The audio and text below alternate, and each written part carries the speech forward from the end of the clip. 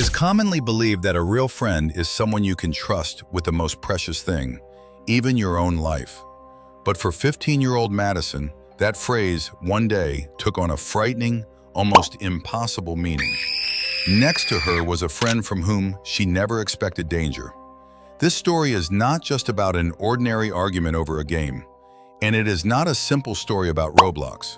It is an example of how a seemingly harmless hobby, messages, roles, and virtual relationships in Brookhaven gradually turned into a chain of jealousy, deception, and fear.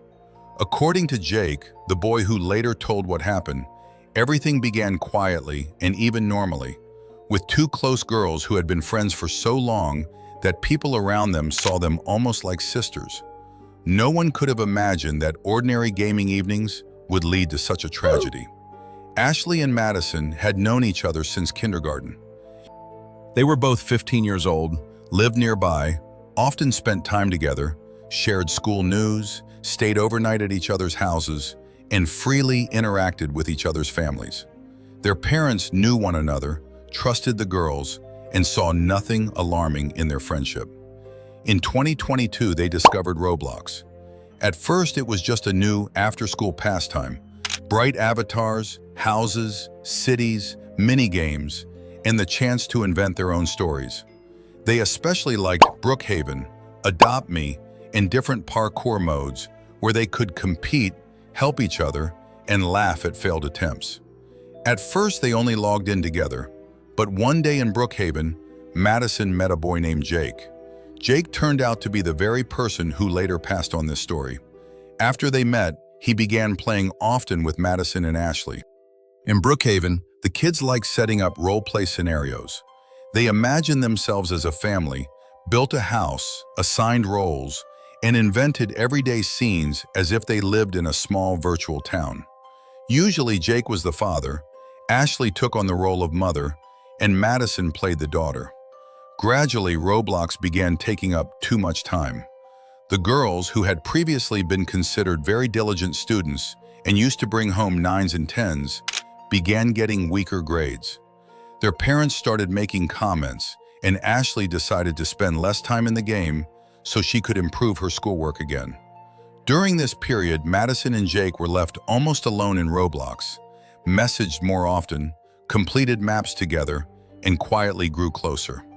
Over time, feelings began to appear between Madison and Jake.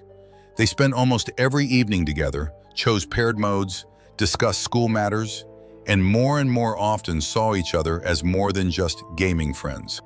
Eventually, they decided that they were now a couple. But this was where the first serious mistake appeared. They did not tell Ashley about it. Madison understood that her friend had also been interested in Jake for a long time, and she was afraid of hurting her. Jake, it seems, also preferred to stay silent, hoping that the situation would somehow resolve itself. When Ashley fixed her grades and returned to Roblox, she immediately noticed the changes. Madison and Jake were often online together, did not invite her to play, and acted as if there was a secret between them. Ashley felt hurt, jealousy, and anger, but she could not honestly admit, even to herself, how deeply it affected her. At school, Ashley began asking Madison why she was no longer being invited to play. Madison answered evasively. She said she had not noticed her friend online, that she and Jake had simply happened to end up in the same game, and that nothing special was going on. When Ashley directly asked whether Madison liked Jake, she said no. For Madison, this was an attempt to avoid a fight, but for Ashley, that lie later became proof of betrayal.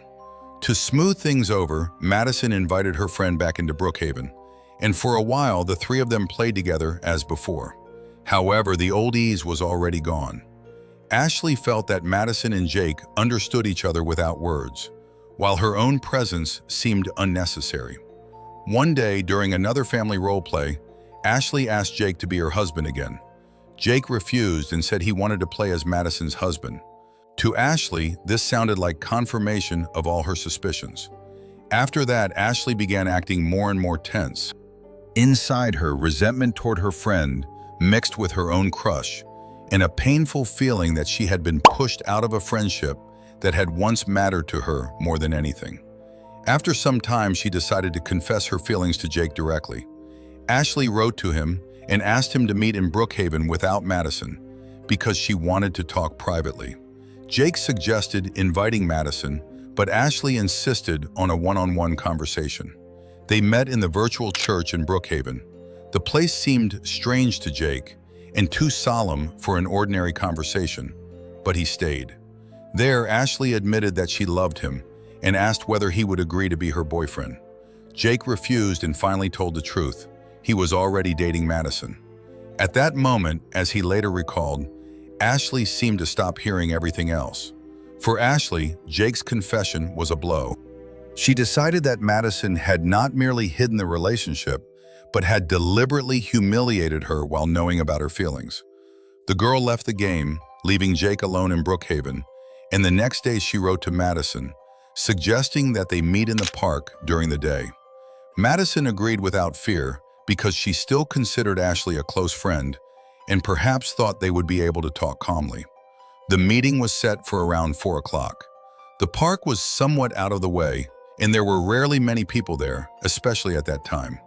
Madison arrived first and waited in place for about 10 minutes. Then Ashley appeared. According to Jake's later statement to the police, she looked unusual, disheveled, pale, with a heavy stare. Madison walked up and asked what had happened. Ashley answered only, "You lied to me." After those words, the conversation fell apart. Ashley screamed and attacked Madison. A quarrel that could have ended in tears, explanations, or a final break in the friendship turned into violence within a few seconds. Madison tried to defend herself, but she was caught off guard. At some point she fell, hit herself, and could no longer resist. Ashley, blinded by rage, did not stop in time. There were no adults or passers-by nearby who could have intervened. When the burst of anger passed, Ashley realized what had happened. But instead of immediately calling for help, she tried to hide the evidence. Nearby in the park, there was loose soil or a pit left after work, and she decided she could hide Madison's body there. After that, Ashley returned home, cleaned herself up, and wrote Jake a message as if everything she had done was supposed to prove her love. Jake immediately felt that there was something frightening in her words. Ashley wrote that Madison was gone, that now no one would stop them from being together, and that only she was capable of loving him for real. At first, Jake thought it was a cruel joke or an attempt to get attention after being rejected. But then he remembered that Madison had not been responding to messages for a long time, even though she usually answered quickly. The last thing he received from her was a message about meeting Ashley in the park. When Jake asked what "she is gone" meant, Ashley answered that she had gotten rid of Madison. After that, she again offered to be with him, almost demanding that he acknowledge her feelings. Jake refused and called her dangerous. Then Ashley burst into tears, said she had done everything for him, and then wrote a terrifying phrase, "Now it's your turn." Jake immediately contacted the police. He asked them to check the exact park where Madison was supposed to meet Ashley. Police officers arrived at the scene and discovered what Jake had been afraid even to think about: a dead 15-year-old girl hidden in the ground. It was Madison. When Jake learned the confirmation, he was shocked and could not recover for a long time. He was questioned, and he told the full story in detail about the game, the hidden relationship, Ashley's confession, and the threatening messages. Jake also said that Ashley might now come after him, but according to him, he was sent home without serious protection. At night, he remained afraid. He said that he heard knocking at the door, stones hitting the window, and a female voice outside calling his name. "Jake! Jake, come out!" It is impossible to say for certain what was real and what was the result of shock, but for him that evening turned into a continuation of the nightmare. It is believed that Ashley remained free for a long time, and that is exactly why Madison's story sounds especially disturbing. What is frightening about it is not only the crime itself, but also how small mistakes gradually accumulated: silence, jealousy, secret relationships, dependence on virtual communication, and the inability to ask for help in time. Brookhaven, Roblox, and any other online games do not make people cruel by themselves, but they can intensify emotions if a teenager transfers all of their self-worth, love, and sense of belonging into the virtual world. This story is a reminder: real relationships, mental health, and honest conversation are far more important than digital roles, statuses, and gaming scenarios. It is important to notice warning signs early: sudden withdrawal, bursts of anger, obsessive messages, threats, and attempts to control who a friend talks to.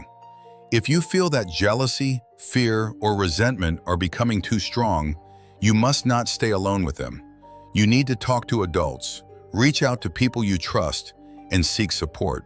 Take care of yourself, your friends, and be careful about who you trust online and in real life.